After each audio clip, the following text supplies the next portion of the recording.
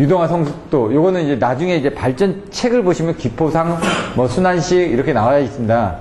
그림이 그려져 있거든요. 3개 그림이 발전책에. 그걸 보시면 되고요. 요거는 순환식을 보시면 되고, 운전조건. 연료의 착하층까지 올려서 기동한다. 연소형 공기란에 승온을 설치한다. 열풍을 로내로 보낸다. 층표면에서 뭐 한다. 뭐 정지 시에 송입을 막는다. 부하 제어, 층내, 층분할 뭐 이렇게 있는데 이거는 한번 보시면 될 것 같고요. 이게 특징.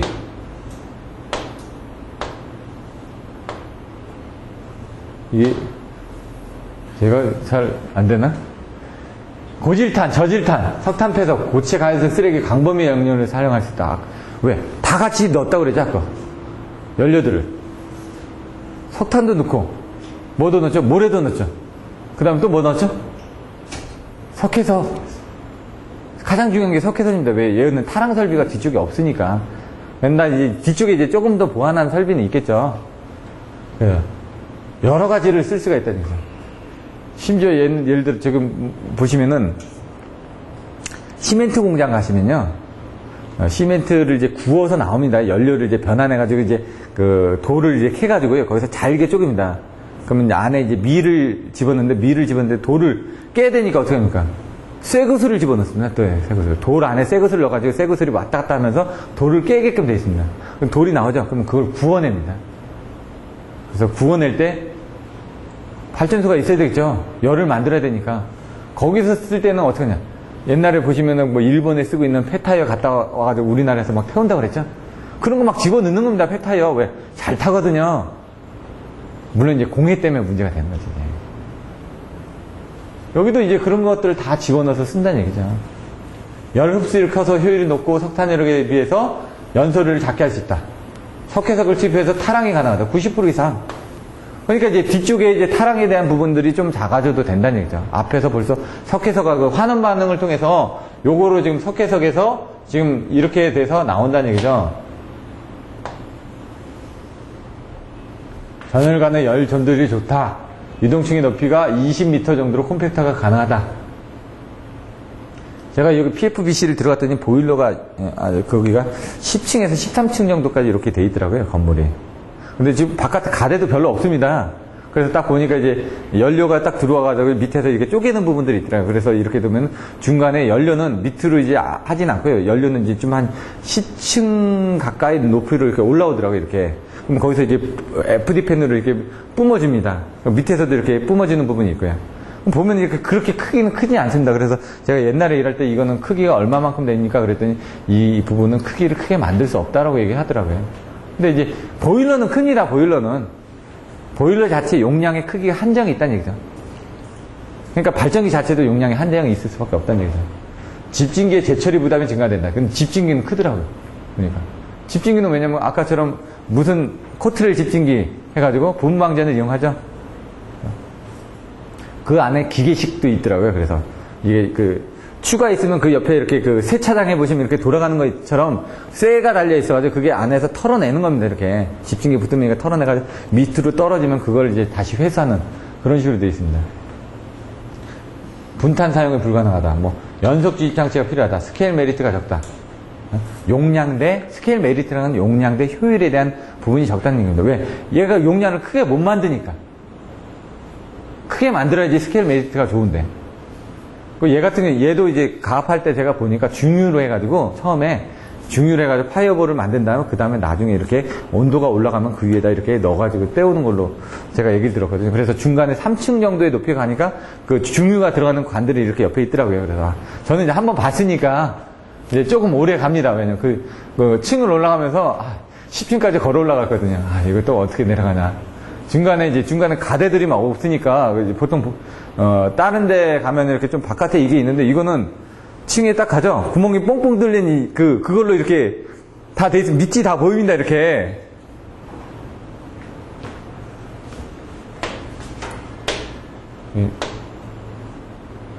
향후 전망. 석탄의 청정 이용 기술. 뭐 효율이 일반 화력 발전소보다 좀 높다. 뭐 금속 재료비 뭐 이런 초고열 내열 재료. 얘 같은 경우 아까처럼 보시면 그 벽돌 같은 게 그 바깥에 있더라고요. 압력 용기 옆에. 이 온도 부분 때문에. 그럼 벽돌 같은 걸로 해가지고 보일러 안에도 이렇게 볼 수 있게끔 뭐 창은 되어 있던데 밑에서 뭐 그런 온도라든가 이런 부분들이 있다라고 이렇게 되어 있습니다. 내부식, 내마모성, 뭐 압축 기술, 뭐 이런 부분들. 요거 한번 보시고 그 다음에 여기를 한번 볼까요? 요거 아까 봤죠? 이게 지금 유동층이었으니까 유동층 또 한번 찾아보겠습니다.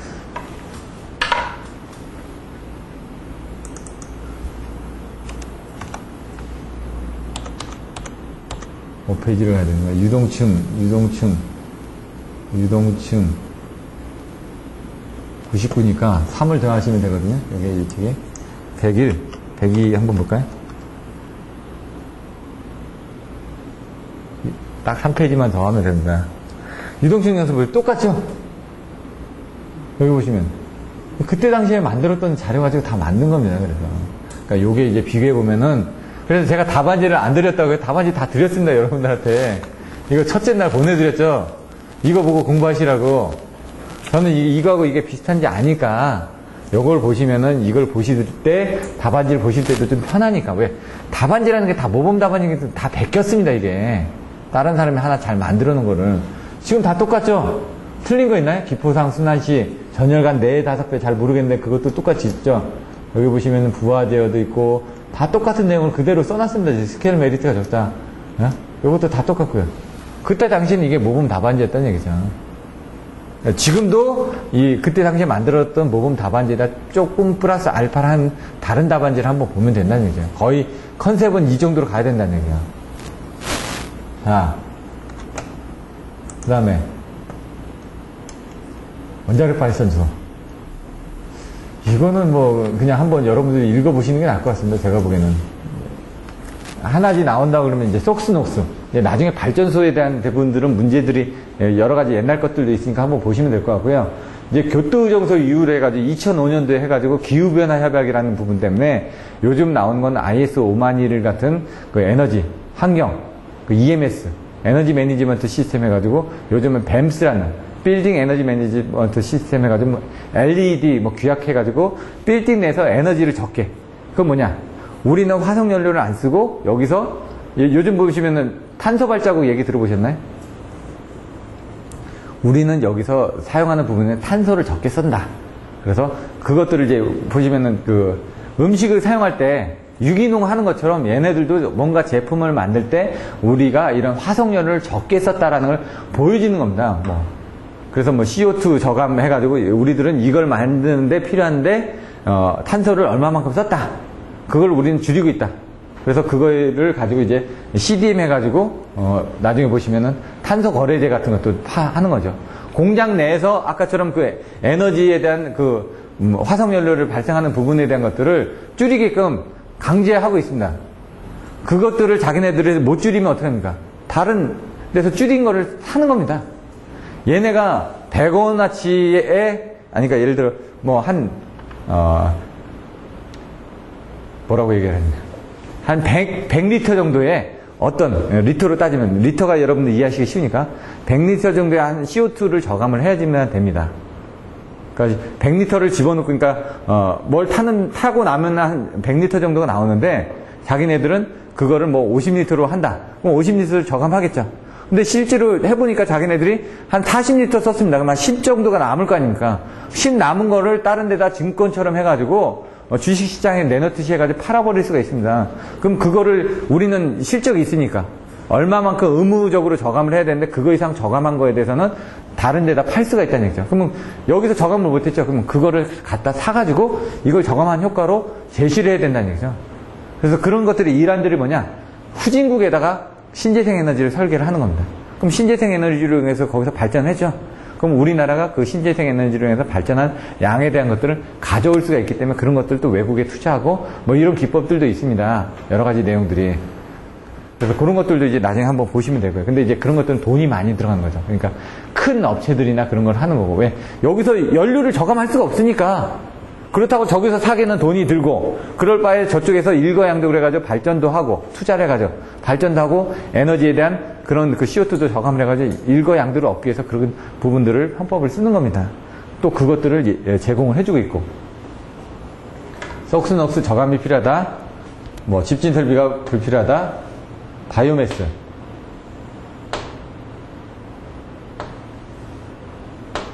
이거 원전의 안전대책. 이게 보시면 원자력 안정성, 고유성이 있거든요. 그러니까 보이도과 도플러 효과 해가지고 표가 나옵니다. 나중에 그 다른 자료를 보시면. 그러면 여기서 하나, 둘, 셋 해가지고 요쪽, 여기 이제 원자력 안정성이 이건 보이도 효과에 되고 얘는 도플러 효과에 대해서 뭐가 하나가 올라가면요. 나머지 하나가 내려가게끔 되어 있습니다. 그래서 평형을 유지한다. 그런 개념으로 일단 보시면 됩니다.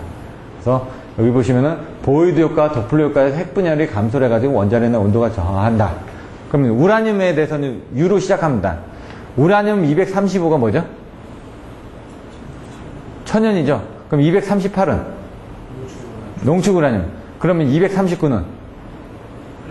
플루토늄. 그래서 U235가 천연 우라늄이고 U238이 농축 우라늄이고 농축 우라늄에서 변화된가? 바로 P239가 되는 겁니다. 숫자가 하나씩 늘어났죠? 이건 원소의 개수입니다, 지금. 천연 우라늄 235인데 그게 농축이 됐으니까 뭔가 숫자가 늘어났을 거 아닙니까? U238. 그래서 농축이 된 거고. 그 다음에 뭔가 변화했죠? 그래서 이게 U가 아니라 P239가 됩니다. 플루토늄 같은 건 거기서 뭔가 또 나온 거 아닙니까? 이 플루토늄이 뭐의 원료가 됩니까? 바로 핵폭탄의 원료가 되니까. 그래서 걔네들이 지금 원자로 안에서 뭐 작업하고 남으면 플루토늄을 조금씩 추출해가지고 가지고 있다가 그 원자로를 몇 년 돌리면 얼마만큼 나온다. 그 양이 산출이 되는 거죠. 그래서 북한이 지금 핵폭탄 몇 개를 가지고 있을 것이다. 이렇게 이제 추측을 하는 거죠. 원자로를 그동안 돌렸으니까. 그리고 걔네들이 보시면 땅굴 밑에서 이렇게 터트리는 거는 사실 이제 TNT로 터트릴 수도 있는데 그 TNT를 터트리려면 어마어마한 양을 터트려야 되니까 그거는 이제 걔네들이 보기에도 물리적으로 불가능하고 얘네들이 원자폭탄을 가지고 있다. 대신 원자폭탄을 조그맣게 가지고 있는 게 아니라 원자폭탄이라는 건 사실 불안정하거든요. 불안정하니까 그걸 제어하기 위한 설비들이 이제 커질 수밖에 없는데 그거를 제어하기 위한 설비들이 작아지면 핵배낭 같은 경우 아주 작은 건데 조그만데 그냥 터트리면은 그게 뭐 TNT 몇천 톤의 효과를 얻으니까 반경이 큰 거죠. 근데 걔네들은 이제 크기가 커지는 거죠. 근데 크기를 얼마만큼 소형화했는지를 모르는 거죠, 걔네들은. 그러니까 그걸 모르게 하기 위해서 땅굴 속에서 터트린 겁니다, 지금. 이런 것들도 보시면 되고. 이제 원자력 안전 개념. 아까는 원자력 자체 고유 안전성. 원자력이 아까처럼 뭔가 온도가 변하는 거. 물의 온도하고 압력하고 이것들이 스시로 평형을 이루면서 안정성을 일으켜준다. 이 얘기고요.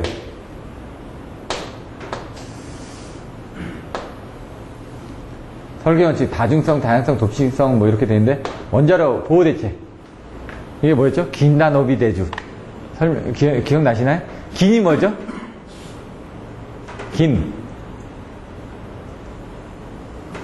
긴급장치. 다. 여기 있죠? 여기 있지 않습니까, 이거? 다중보호벽. 노심용 냉각장치. 비상정지. 내진 설계에 대한 대책. 주변 주민들에 대한 뭐 주변 쪽에 대한 대책. 이렇게 해가지고 원자력 안정성에 이게 딱 나옵니다. 아까 그거부터 해가지고 요거 말고 다른 답안지가 있습니다. 딱 더 잘 나와 있는. 예? 근데 형태는 이 안에 게 있는데 배치가 더 보기 좋게 잘 돼 있습니다. 아까 그 원자력의 그 안정성 같은 것도 그림으로 잘 돼 있습니다. 그것들을 또 보여드릴 겁니다, 나중에. 그걸 보여드리면 일단, 그때 당시에는 이렇게 나왔는데, 이게 시기가 변하면서 요거를 정리하기 위해서 그림 하나 그려놓고 배치 좀 하다 보니까 사람들이 이제는 이 내용이 다 들어가 있습니다, 그 안에. 들어가 있는데, 뭔가 허전하지 않습니까, 그림이. 그림이 그려져 있는 게 있다는 얘기죠. 그걸 보시면 된다는 얘기죠. 핵연료 자체, 지르코늄 합금. 여기는 뭐냐, 처음에 쇠로 이렇게 한다는 얘기죠. 제가 옛날에 대전에 있는 원자력 거기 가서 보니까 이렇게 핵연료봉 같은 것도 이렇게 돼가지고 넣는 게 있더라고요. 그래서 요런 통에다가 이렇게 몇 개 들어가서 그게 들어가 있다고 하는데 옛날에 문제됐던 것들이 핵연료봉을 올렸다 내렸다 하는데 그게 이제 밑에 떨어져 버린 거죠. 그러니까 정해진 구명이 들어가야 되는데 그게 위치 제어가 안 돼 버리니까 원자를 긴급 정지를 하는 거죠. 그 하나 때문에도. 문제가 생길 수가 있는 거예요. 왜냐면 핵이라는 건 한번 반응을 하게 되면 급격하게 반응이 돼버리니까 빨리 냉각을 시켜야 된다는 얘기죠. 그 다음에 뭡니까? 강철, 그 다음에 콘크리트, 그 다음에 강철, 콘크리트. 이런 식으로 이제 돌쇠 이렇게 생각하시면 되죠. 근데 뭐부터? 쇠, 돌 이렇게. 건물이 바깥에는 이게 O 방향입니다. 펠릿 같은 경우, 이 펠릿이라고 하거든요. 핵연료 자체를. 아까처럼 쇳덩어리 안에 해결료를 넣고 쇳덩어리 안에 이렇게 넣은 게 그게 펠릿입니다. 요만한 게 펠릿이라고 보면 그게 쇳덩어리죠. 그걸 다시 쇳덩어리 안에다 넣는다는 얘기죠. 아까 두꺼운 강체로 압력 용기 안에다 원자로 안에다가 아까 제가 얘기했지만 이거 하나씩 투입되는데 그 원자로 안에는 어떻게 됩니까? 쇳덩어리로 일단 돼 있다고요. 그 위에 뭐 중수든 경수든 그 안에 담겨져 있을 거고 그 다음에 어떻게 됩니까? 그 바깥에는 쇠가 있었으니까 돌이 있어야 되겠죠? 돌이 있습니다. 바로 콘크리트. 그 다음에 또 뭐가 있을까요? 그 바깥에 또 쇠가 있어야 되겠죠? 그러니까 쇠. 근데 얘들이 이제 두께들이 이제 틀려지는 거죠. 막 60cm, 80cm, 1.2m. 여기 가장 바깥에죠. 그러니까 비행기가 뚫어가지고 이 방어벽을 부딪혀도, 오 방어벽을 부딪혀도 1.2m면 어떻게 됩니까? 이 정도 되는 콘크리트입니다, 지금. 물론 여긴 뚫겠죠, 비행기가. 여기 뚫겠죠? 여기를 뚫나요? 여기까지 뚫었다 쳐도, 철판까지 뚫었다 쳐도 여기 또 콘크리트 있고 또 있죠? 그러니까 뭐 비행기가 부딪혀도 원자로는 안 터진다, 그렇게 하죠. 근데 폭발이 일어나면 모르죠, 내부에서. 그래서 뭐 일본 같은 거 보면은 지금 지붕 날아갔지 않습니까? 근데 접근을 못 하는 거죠, 방사능 때문에. 긴급장치, 스크럼 장치. 갑자기 뚝 떨어뜨리는 겁니다, 지금. 네. 제어봉 삽입이라고 됐죠? 나중에 보시면요. 여기 그림이 이렇게 있습니다. 이렇게 해가지고, 여기에 이렇게 돼 있거든요.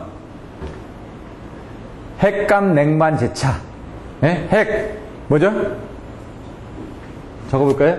핵, 감, 냉, 반, 제, 차.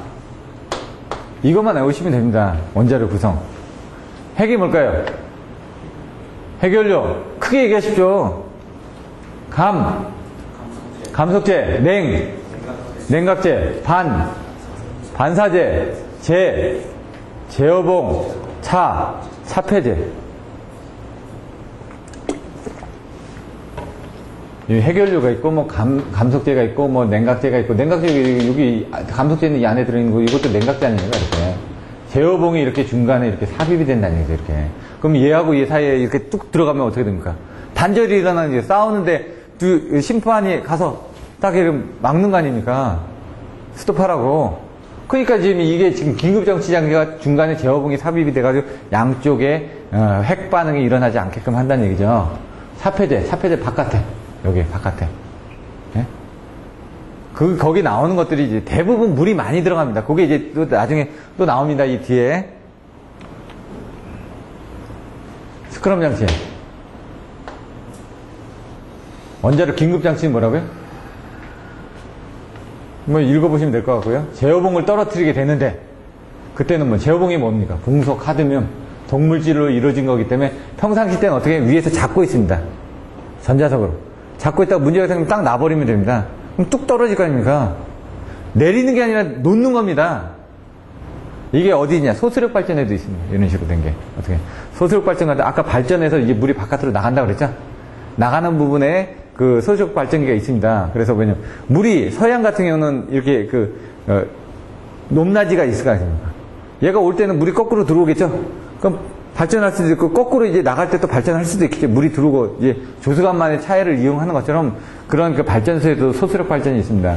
근데 문제는 이게 들어오고 나가고 하다가 뭔가 문제가 생겼습니다.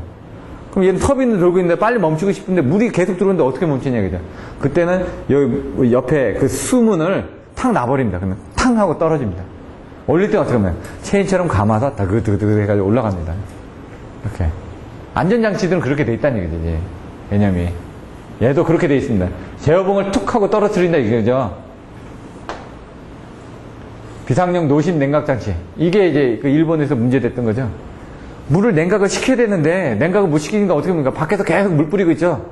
밖에서 물 뿌리고 있는데 그게 어떻게 하면 땅속으로 들어가가지고 바다로 막 흘러가고 하니까 그 유출수를 옆에다 탱크를 막아가지고 이렇게 담고 있는데 처음에 빨리 했어야 되는데 늦게 해가지고 담아서 뭐 일부는 나갔다 이렇게 얘기하고 그 유출수를 담아놓은 부분들을 2명이서 감시를 하고 있다고 하니까 중간에 그 탱크를 급하게 만들다 보니까 이제 또 거기서 새는 겁니다. 그 발견해가지고 지금 뭐 몇십 명을 투입한다 뭐 그렇게 얘기하더라고요. 그러면서 이제 미국 애들이 얘기하는 게 이제 그 배출되어 있는 배출수가 일본의 여기 동쪽이니까 이걸 타고 쭉 올라가면 어떻게 됩니까? 미국으로 갈 거 아닙니까? 미국 애들이 이제 난리를 치는 거죠. 그게 이제 뭐 언제쯤이면 자기네들한테 해류니까 어차피 돌고 돌다가 올 거 아닙니까? 자기네들 온다 이렇게 또 난리를 치는 거죠. 근데 이것도 처음에 국가 단계에서 대책을 했어야 되는데 전력회사에서 대책을 하다 보니까 좀 늦었던 거죠. 제가 일본 애들은 좀 잘할 줄 알았는데 아마 그렇게는 못했던 것 같습니다. 원칙대로 딱딱 했을 것 같은데. 자, 비상용 전원, 긴급시나 정전시. 여기 문제됐던 게 디젤 반죽이 뭐죠? 문제됐었죠? 시간이 좀 많이 지나가네, 그냥. 빨리빨리 하려고 했더니. 이게 여러분들이 좀 예습을 해가지고 오면 제가 빨리 넘어갔는데, 지금 반응을 보니까 이게 얘기를 했는데 안 되니까 또 들어가고, 비속도가 뭐죠? 안 되니까 제가 또 설명을 해야 되지 않습니까? 이런 것들 한번 읽어보시고, 나머지는 좀 넘어가겠습니다. 이 해결료 사이클, 이게 두 번인가 나왔습니다. 그럼 이 18장인가? 거기 보시면은 뭐 이렇게 해가지고 이렇게 도는 거 선행 후행 해가지고 아변 재련 재광 뭐 이렇게 나옵니다. 그건 뭐냐면 해결료도 마찬가지입니다. 채광을 해가지고 재련 재광 뭐 이렇게 나오죠. 그게 의미가 뭐냐면 쇠를 만드는 것도 똑같습니다. 철광석이라는 게 있거든요. 그러니까 예를 들어 똑같이 우라늄하고 똑같은 철광석을 갖다 놓고 불을 뗍니다. 불을 떼면은 근데 이제 돌을 녹여야 되니까 그러니까 얘도 돌을 녹이면 어떻게 합니까? 산소를 불어넣어야죠. 아까도 마찬가지입니다. 불을 때울 때도 어떻게 합니까? 산소를 물어댔는데 가스 부분을 빌어넣을 때 가스가 이렇게 압력이 저기 있으니까 이 가스가 잘 타게 하려면 어떻게 합니까? 공기 압축기가 있어야죠. 공기를 많이 넣어줘야지 가스가 잘 타니까. 얘들도 산소 공장이 주가 됩니다. 그래서 옛날에 포항 같은 게 옛날 문제됐던 게 산소 공장 멈추면 다 죽는 겁니다. 포스코는. 산소가 안 들어오면 제대로 안 타니까. 제대로 타야지 거기서 돌덩어리는 밑에 빠지고 그 다음에 정련된 건 옆으로 빠져가지고 그거 남은 거 버리고 이거를 갖다가 다시 또 순도를 높아가지고 그걸 재강을 하는 거죠. 재련. 때리고 옛날 보시면 뭐 칼 담글 때 물속에 넣었다가 때리고 하죠. 막 이렇게. 순수한 그런 부분들이 보시면은 뭐 하고 나면 위에 시커먼 거 이렇게 뜨지 않습니까? 그거만 걷어내고 나머지 버리지 않습니까? 그게 쇳덩어리라는 얘기죠. 얘도 마찬가지로 그 안에서 옐로우 케이크를 만든다면 거기서 뭐 해가지고 요거를 우라늄 농축해가지고 만든다 이 얘기입니다. 근데 그런 과정에서 선행 후행 해가지고 돌고 도는 과정이 있는데 재활용하는 부분이 있습니다. 쓰고 남은 거를 또 거기서 또 뽑아내면은 또 쓸 거 아닙니까? 그 안에 남아있을 테니까. 그런 식으로 이제 후행해서 조금 더 뽑아내가지고 다시 또 쓰고 이런 과정들이 있습니다. 이런 부분. 그리고 남는 건 어떻게 하냐? 뭐 경주 방패장 같은 데 안에다 이렇게 집어넣는 거죠, 이렇게. 그때 썼던 장갑이라든가 저준위, 중준위, 고준위, 방사능의 준위가 얼마나 됐냐에 따라서 분류를 해놓는다는 얘기입니다. 나중에 보면 그런 것들도 생각하고 있다가 막 쓰는 겁니다. 상황을 봐가지고 쓸 거 없으면은 좀 더 빨리 나가겠습니다. 이런 것들은. 자, 키워드. 어떤 게 주요라고요? 설, 공, 운, 전대. 예? 설, 공, 운, 전대. 뭐예요? 몇 줄? 하나, 둘, 셋, 넷, 다섯, 여섯 줄. 이 정도 설명드렸으면 쓰시겠죠? 예? 제가 아까 설공은 전대 6줄이라고 얘기를 했죠. 그럼 6줄 문제는 이제 직접 해보셔야지만 돼요. 설공은 전대는 알겠는데 이게 안 써집니다. 이게 그림으로. 설비용량, 공급능력. 공급능력이 뭐냐? 공급 예비력이거든요. 이게 설비는 이만큼 있는데 정비를 하고 있으니까 이만큼밖에 공급을 못하는 겁니다. 근데 거기서 공급을 할 수 있는 것도 정지가 돼 있으니까 이건 아예 부숴놓은 거고 얘는 정지된 거고 그러다 보면 운영할 수 있는 건 이건데 그 중에서도 어떤 건 운전을 하고 있고 어떤 건 대기를 하고 있다는 얘기죠. 공회전하고 있는 게 있고 부하가 투입되어 있는 것도 있다는 얘기죠. 대기 예비력 같은 거는 바로 대기 예비력 같은 게 뭐냐 수력 같은 것들 급전 정지는 아예 뭔가 멈춰놓은 거고 이런 것들 수력 같은 것들 바로 순간적으로 투입할 수 있는 것들이 이 급전 정지 같은 거는 보일러 같은 거 다시 떼려면 좀 시간 걸릴 거 아닙니까? 1시간, 2시간. 근데 얘네들은 이 대기 예비력은 그게 아니라는 얘기죠. 뭔가 명령이 떨어졌을 때 그 1시간 이내 바로 투입이 가능한 것들은 이런 대기 예비력이 될 거고 운전 예비력에서는 아까 순동 예비력, 여유 예비력. 순동은 지금 가고 있는 거고 조금 여유가 있는 거고 이런 식으로 생각하시면 되죠. 개념을. 근데 이거를 생각은 되는데 쓰려고 하면 안 됩니다. 설비 용량. 그러니까 6줄이라고 그랬죠. 그럼 설비 용량, 공급 능력 한 줄 빼고 그다음에 설비 예비력. 근데 여기서 한 줄 빼죠. 밑에 최대 수요분해. 요것도 그림을 그려보셔야지만 됩니다. 됐죠? 근데 요거는 요 형태대로 많이 하니까. 자, 여기 운전 예비력 뭐라고요? 써져 있습니다. 10분 이내. 10분 이내 응동 가능한 거. 순동의 비력. 여기, 예? 바로, 주파수 제어. 여유의 비력. 자동 또는 순용. 읽어보시면 돼요. 대기의 비력. 얼마라고? 30분. 1시간 이내죠? 아까처럼. 얘는 10분이고. 공급 신뢰도, 적정 단위 용량이 어떻게 되냐, 이런 것도 한번 읽어보시고요. 시간 관계상 좀 빨리 넘어가겠습니다. 고장 정지율 같은 경우는 뭐 큰 부분이 아니니까요. 장기 보수도. 공급 지장에서. LOLP, LOEP 해가지고 요것도 그 신뢰도, 표현해서 옛날에 그 10점대를 나왔던 적이 있습니다. 요거는 이제 관련도 문제가 있으니까 그거 참조해서 보시면 됩니다. 여기다 이걸 쓸 정도까지는 아닌 것 같고요. 나중에 요 문제만 따로 보시라는 얘기죠. 그거는. 설비 투자, 적정의 비력. 적정한 전원 구성비. 이건, 베스트 믹스 해가지고, 그, 최적 전원 구성에 대한 부분을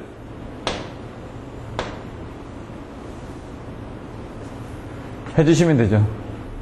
요런 내용들은 좀 한번 읽어보셔야 될 것 같습니다. 공급 신뢰도, 개통 운영, 부하 변동, 그 다음에 이런 것들은 이제 전력 개통 쪽을 좀 이해하신 다음에 설명을 드려야지 지금 설명드리기엔 조금 난해합니다. 전력 개통 쪽을 보시려면 송배전 공학을 다 이해하고 나서 전력 개통을 응용을 하셔야 되니까. 발전이지만 전력 개통이 들어간 겁니다, 얘는. 차단기, 차단 메커니즘. 여기서 이제 딱 보시면은 과도현상으로 써지지 않습니까? 그 차단기의 차단 메커니즘이라고 했으니까 차단기가 이렇게 붙었다가 치는 제로 1, 2, 3, 4 해가지고 극간에 벌어지면서 이제 뭐 아크가 쫓아가냐 안 하냐 그 차이거든요. 그러니까 아크를 빨리 소화해 줄 수 있는 여기까지 극간이 벌어지면 아크가 소화가 되는데 이 사이에서는 뭐가 뭡니까? 아크가 쫓아올 거 아닙니까?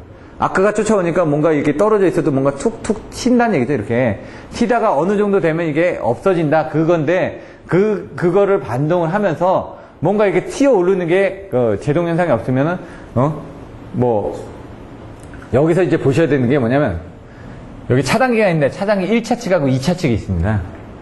1차 측에서 계속 이게 들어옵니다. 2차 측은 끊어져 있죠. 그럼 2차 측하고 1차 측하고 전압은 얘가 교본을 하니까 교본을 하다 보니까 얘는 끊어져 있고 교본을 하다 보니까 여기에 이제 전압 차이가 2배 이상 나게 돼요. 극간에. 처음엔 쫓아가다가 그래서 극간 전압에서 얘가 견디지 못하고 재조모가 일어난다는 얘기죠. 그게 아까 그 위상이 틀려졌을 때 그래서 얘하고 위상이 틀려지면서 뭔가 이렇게 벌어지니까 싸운다는 얘기죠. 결론적으로 같이 잘 가고 있다가 얘가 툭 하고 띄어지고 얘가 툭 하고 떨어졌어요. 그럼 얘 2배 정도 차이가 나죠. 그러니까 얘가 얘를 쫓아가려고 가다 보니까 여기 2배의 부분에 대해서 극간이 점호를 일으킨다. 재점호. 다시 붙으려고 그 플래시 오버가 일어나는 겁니다. 그러니까 붙다 보니까 얘가 또 이쪽으로 가고 얘가 이쪽으로 가면서 자꾸 2배가 4배 되고 그래서 처음에 1, 3, 5, 7, 9 이렇게 계속 증대가 되죠. 근데 그 증대되는 부분이 개통의 제동현상 때문에 처음 들으시는 분은 좀 헷갈리시겠지만 일단 그런 정도만 아시면 나중에 그림을 가지고 다시 설명을 드릴 겁니다. 여기 보시면 반사쿨의 송전전에서 EM이 2EM이 된다. EM이 마이너스 EM이 돼서 EM하고 마이너스 EM 사이는 어떻게 됩니까? 2배 전압이 인가되죠. 그러니까 2배 전압이 된 거 아니니까 거기서 또 2배를 쫓아가기 위해서 EM하고 마이너스 EM 차이에서는 또 3배가 인가되죠. 그러니까 또 올라갑니다. 그래서 EM이 또 EM으로 되면서 그때는 이제 또 상세가 0으로 되는데 이런 것들은 개폐서지 같은 건 2배 정도밖에 안 나오니까 문제가 안 된다는 얘기죠. 최대. 근데 차단기 같은 거 여기 보시면 전압이 같고 전류가 같죠. 그럼 전류가 갔을 때 이렇게 튀어오릅니다. 항상 전류 부분에서 튀어오릅니다. 전류 부분에. 근데 제가 어떻게 그리라고 했죠, 이거? 그림. 하나, 둘, 셋만 그리시라고요. 그러면요. 전압 다음에 전류가 나왔죠. 근데 이 전류가 진상인 경우도 있고 지상인 경우도 있습니다. 그럼 나중에 여러분들 그림을 그리실 때 헷갈리는데 무조건 전류로 그리시라는 얘기예요. 전류로. 얘가 이렇게 됐으니까 이거 튀어올랐다가 이 전류의 방향은 어떻게 되나요? 전류가 이쪽으로 갔죠? 이렇게 가니까 그 방향대로 이렇게 쫓아갑니다. 전류의 방향대로. 전류가 올라갔죠? 이렇게. 전류의 방향대로 약간 튑니다. 전류가 내려갔죠? 올라갑니다. 그리고 요 3번째에서 뭐가 일어난다고? 다시 이 전압으로 돌아온다고요. 그래서 이 리커버리 볼테이지, 회복 전압이 된다고요, 전압이. 왜냐면 여기선 극간 간격에서 얘가 좀 뭔가 왔다 갔다 하는데 그게 뭐냐, 극간 간격이라는 게 여기였을 때, 여기서 이렇게 가겠죠? 그러면 요게 한 사이클 T0, T1, T2, T3, T4. 요 간격이 여기에서 가까웠을 때는 뭔가 아크가 튀고, 여기서 가까웠을 때 또 아크가 튀고, 여기서 가까웠을 때 또 아크가 튀고 하는데 요 정도 되면은 벌써 극간이 벌어져 있으니까 아크가 안 튀고 이때는. 뭔가 흐름이 없고, 그때는 원래 이제 전압으로 돌아온다 이거죠. 원래 전압으로 해가지고 돌아오는데 이게 이제 회복된다고 그래서 회복 전압, 리커버리 볼테이지라고 하는데 요건 그 앞에서 트랜지언트. 과도 현상이 생기니까 그때는 재기 전압, 다시 전압한다. 그래, 요건 뭐라고요? 아크 전압이라고요. 아크에서 발생된 전압이라고요. 그렇게 이해를 하시면 됩니다. T0, T1, T3, T4까지. 그래서 그런 그림이 그려져 있고 그걸 설명을 돼 있는 겁니다. 이렇게. 근데 요거를 이제 그림을 보시면은 나중에 어떻게 됐냐면은 그림이 여기 옆에 이런 그림이 있습니다. T0, T1, T2, T3, T4 이런 그림이 있습니다. 그런 그림은 거기 옆에다 그려주시면 되죠. 자, 무브와 충전. 사실은 이게 아까 뭐냐면 아까 요 전압과 요 전압을 맞추기 위해서 이거는 이제 또 다른 그림이 있습니다. 여기가 차단기가 있고 전단인데 얘는 여기죠. 나는 여기입니다. 여기니까 뭐 내가 얘하고 쫓아가기 위해서 이렇게 두 배를 띱니다. 두 배를 띄고 났는데 얘는 이쪽으로 내려와 있습니다. 얘가 또 이쪽으로 내려오기 위해서 또 튀는데 그 기준으로 또 튀다 보니까 다시 이렇게 내려가는 부분이 이렇게 점프하다 보니까 1이 되고 3이 되고 5가 되고 7이 되고 이렇게 점프하는 부분들은 나중에 다시 설명을 드릴 겁니다. 이렇게 왜 이렇게 늘어나는지 그런 그림을 가지고. 그래서 요거 같은 건 어떻게 되죠? 자세히 보십시오.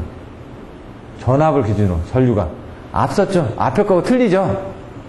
틀려도 그림은 똑같습니다. 나중에 보시면 요거에 대해서 이렇게 가고 요거에 대해서 이렇게 가고 이렇게 됩니다. 근데 얘는 이제 전압 부분이니까 이렇게 되고요. 나중에 보시면 2M이 3M이 되고 5M이 되고 이렇게 되는데 뭐라고요? 결국은 제동현상 때문에 정상전압의 3.5배에서 4배 이하. 오늘 아침에 배우셨죠? 상규 대진전압의 3.5배에서 4배 이하에서 제한이 된다. 뭐 고장전류, 단락전류 차단. 요것도 자세히 보시면 뭐 전류 부분 이렇게 전류 부분에서 올라가죠. 아까 거하고 똑같은 겁니다. 지금 그림이 단지 이제 고장전류 뭐 그 부분이라는 얘기고요. 변탄력 중간에 변압기 단자 탈락, 여자전류 차단, 충전전류 차단, 근거리 고장시 차단해가지고 나중에 차단이 어려운 조건이 몇 가지가 있냐 이렇게 하면은 요거를 갖다 그냥 쓰면 되는 겁니다. 그 안에 변압기 여자전류 차단. 여자전류 같은 경우는 사실 지금 보시면은 차단기로 차단하게 되면 여자전류는 힘이 없는 거죠. 이 파열만 크는 거고. 근데 차단기로 빨리 차단해버리면 아까처럼 그런 부분이 튀는 부분이 생깁니다. 그래서 이런 것들은 천천히 차단해줘야 되기 때문에 대용량님을 차단하면은 이런 식으로 전류가 0이 아닌 것을 강제로 차단하다 보니까 뭔가 이게 튄다는 얘기죠. 튀는 부분이 발생한다 이거죠. 그래서 그거에 변화에 의해가지고 뭔가 생기니까 뭐가 큰 서지가 발생하니까 그럴 때는 어떻게 천천히 차단해주면 된다는 얘기죠. 그래서 이런 여자전류 같은 경우는 힘이 없는 거니까 달러기로 차단하면 그런 부분을 줄여줄 수 있다. 결론은 그겁니다. 나중에 이제 또 배우시게 되는데 오늘은 그냥 컨셉 정도만 그럼 뭐 달러기로 차단한다. 여기 뭐 때문에 생긴다고? 인덕턴스 L 때문에 생긴다고. 그럼 뭡니까? C성분을 넣으면 되겠죠? L 때문에 문제가 생기니까 C성분을 넣는다는 얘기죠. 그리고 뭐 아까 서지가 생긴다고요. 그럼 어떻게 해요? 피레기를 설치해가지고 서지를 흡수하면 되죠. 이렇게 색이 뭐 어떻게 하냐? 단콘비 이렇게 오셔도 되고, 예? 달러기, 콘덴서, 피레기, 단콘비, 삼상 동시 투입 10페이지 뭐 이런 것들은 나중에 한번 또 보셔도 되고요. 직류 차단 뭐 마찬가지로 또 있고요. 뭐 바리스타나 ZNR 삽입하는 거. 근데 일반적으로 뭐 LC 필터 쓴다. 이건 차단기 종류를 쓴 겁니다.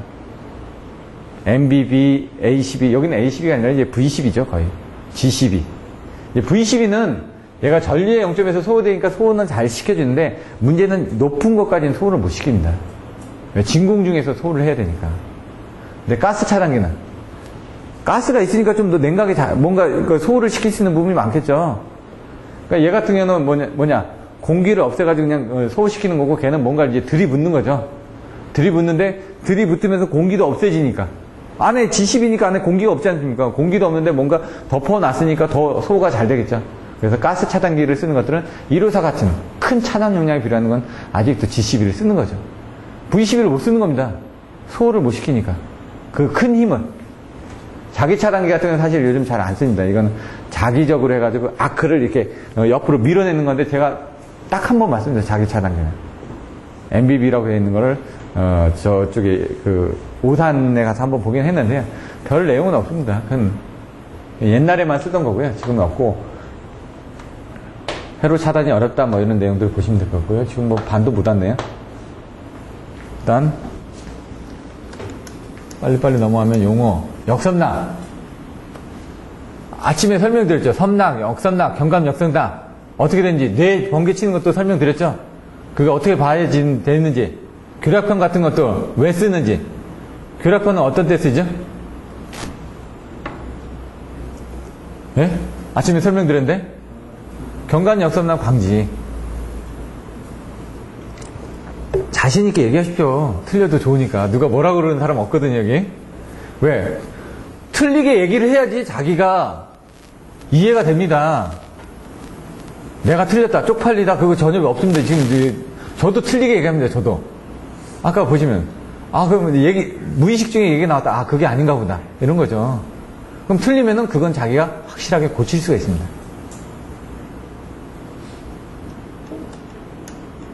내격거리에 있고, 유도장애. 무조건 개요는 써야 된다고요. 개요를 안 쓰면 안 됩니다. 짧게라도. 왜? 내가 이게 뭐라는 걸 저 사람한테 설명은 일단 해줘야죠. 뭐라고요? 유도장애는. 중요한 게 뭐니까, 유도장애는. 전력선과 통신선이 근접해 있을 때, 이겁니다. 통신선의 전압전류를 유도해서 장애를 주는 게 유도장애다. 근데 그러면 어떤 유도장애가 있냐? 정전유도장애, 전자유도장애, 고조파유도장애가 있다. 근데 이렇게 쓰는 것보다 이 앞에다 정전유도장애, 전자유도장애, 고조파유도장애 땡땡 해놓고 이렇게 써지는 게 더 좋습니다. 왜? 그게 뭐라는 거예요? 이렇게 하면 이게 뭔지 어떻게 합니까? 개요, 종류를 여기서 한번 먼저 설명됐죠? 그리고 종류에 대한 간단한 설명했죠? 그럼 이거 설명, 이거 설명, 이거 설명이 이제 들어가는 거죠, 이제 보시면은. 그래서 정전유도전압 보시면은 이렇게 그림이 그려져 있죠, 항상. 근데 보시면은 요거 보면은 요게 있는 거죠, 요게. 송전선 잔류전압은 이게 없지 않습니까? 이게 있기 때문에 요게 하나 드러나는 건데, 요걸 뭐 C0를 쓴 사람도 있고 C2로 쓴 사람도 있고 다 틀려져요. 그래서 요렇게 해서 나오는데 결론은 뭐다? 요게 하나 더 늘었더라. 다른 거 없습니다. 요건 다 똑같거든요. 요거만 하나 늘은 겁니다. 왜? 아까 그거만 늘어났으니까 C0, C 성분이. 나머지는 똑같거든요. 여기 루트 3분의 V라는 거 잊지 마시고요. 이거 어떻게 나오나? 해보셔야죠. 어렵진 않습니다. 근데 이게 WCEA만 보시면 됩니다. JWCE, 예? JWCE, EA-E0, EB-E0, EC-E0 해가지고 나중에 다 넘기고 보시면은 나중에 E0. 요 E0를 구하는 거거든요, 지금. 중성층 잔류전압이 E0 아닙니까, 여기에. 그 끝에 걸리는 전압. 유도되는 전압이 아까 그 끝에 걸리는 전압에 의해서 뭔가 유도가 되니까, 에너지가 생기니까. 그 E0는 뭐, 전체, 상전압에 나는 상전압으로 해주셨죠. 근데 그 사이에 아까 정전 용량이 있죠. 아까 뭐라고요? 전력선과 통신선 사이에. 전력선이 어디 있었죠? 전력선과 통신선 사이에 상호 뭐요? 정전 용량에서, 그러니까 C가 들어가는 거죠. 그 C 성분이 뭐냐 이거죠. CA, CB, CC, C0에 의해서. 그러면 여기 보시면 밑에는 나왔죠.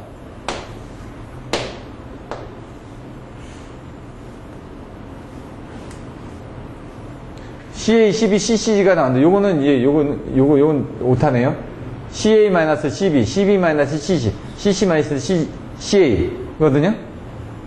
여기 이거 CA고. 여기. 이런 거 오타입니다. 그런 것들도 요량이 생기는 거고요. 요거는 중요한 거고요.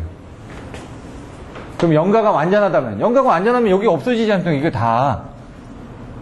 이거 뺀 게 다 똑같으니까 이건 뭡니까? 연가가 완전하다는 건 이게 없죠. 그래서 얘는 평상시 발생하는 거죠. 평상시. 평상시 연가가 안 돼 있으니까 평상시 발생하는 거. 사고시는 발생하는 게 아니니까 평상시 발생하니까 작은 부분이죠. 작은. 미세한 부분. 그러니까 여기서 얘기할 때 정전유도, 전자유도, 고조파일 때 정전유도는 평상시, 전자유도는 사고시. 이런 그 컨셉도 가지고 있어야 되고요. 그리고 또 뭐가 있다고요? 아까 전력선과 통신선 사이에 정전 용량, 인덕턴스 뭐 이런 내용들이 들어와야죠. 이제 넘어가면은 대책이 나옵니다. 이제 아까 개요 보셨죠? 그 다음에 그 세 가지 정리했죠? 그 다음 첫 번째 정전 유도장에서 딱 정리를 했습니다. 요거는 요런 거다. 근데 10점짜리에서는 아까 보시면은 이거 다 쓸 수가 없으니까 그림 그리고 요 답을 외워서 쓰는 겁니다. 그냥 이거 가정은 언제 씁니까? 10점짜리인데 대책 같은 것도 간단하게 써줘야죠. 요약해서.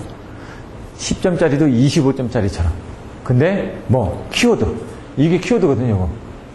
그림 키워드거든요. 요 사이 이거 아무것도 아닙니다. 25점짜리는 필요하죠. 그 다음에 대책 3가지.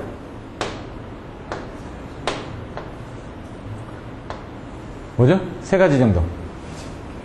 전력선하고 통신선 사이에 나오니까 차폐선 설치. 통신선을 케이블하는 거죠. 그리고 충분히 연결하라 이거죠. 뭐 피 유도해서 접시 뭐 이거는 요것도 외피하고 접시 똑같으니까 3가지 정도 보통 씁니다. 4가지 쓰는 건 여러분들이 뭐 하나 더 쓰는 거니까 보통 답은 이제 3가지 정도로 보통 많이 돼 있습니다. 송전선 충분히 연가, 선로 불평은 여기 아까 뭐라고요? 연가가 나왔잖아요. 그가. 연가가 빠지면 안 되겠죠. 차폐선 나와야죠. 이제 차폐선 부분은 왜 알아두셔야 되냐면 정전유도가 아닌 전자유도 쪽에서 차폐선의 효과를 여러분 이해를 하셔야 되니까. 여기 지금 31페이지까지인데